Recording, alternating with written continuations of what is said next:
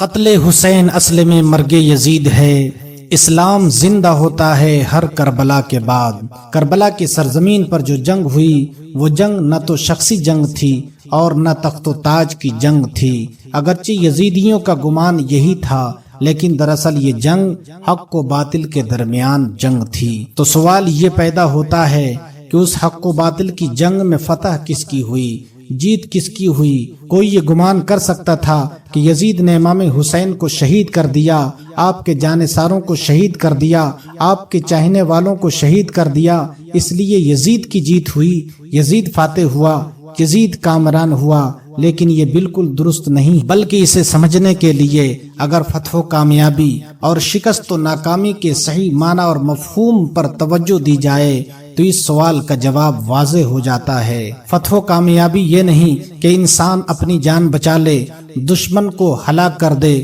اس کے مال کو تباہ و برباد کر دے، اس کے تخت و تاج پر قبضہ کر لے، بلکہ فتح و کامیابی یہ ہے کہ انسان اپنے ہدف اور اپنے مقصد کو محفوظ کر لے اور اسے اپنے آنے والی نسلوں تک منتقل کر دے۔ جب آپ یہ سمجھ گئے ہیں تو آپ پر یہ بات واضح ہو گئی ہوگی کہ کربلا کی سرزمین پر جیت کس کی ہوئی، فتح و کامیابی کس کی ہوئی، امام حسین کی یا یزید کی؟ امام حسین رضی اللہ تعالی عنہ نے اپنے اس ہدف اور مقصد کو بچانے کے لیے اپنے جانثاروں کو قربان کر دیا، اہل بیت کی جانوں کا نذرانہ دے دیا اور خود بھی جان دے دی، لیکن اپنے مقصد کو قربان نہ ہونے دیا، اپنے ہدف کو بچا لیا۔ امام حسین کا مقصد کیا تھا؟ امام حسین کا مقصد نانا جان کی شریعت کو بچانا تھا، اسلام کے اصل چہرے کو مسخ ہونے سے بچانا تھا، قرآن و سنت کے اصل احکام سے اس امت کو آگاہ کرنا تھا، یزید کا مسخ شدہ چہرہ لوگوں کو دکھلانا تھا،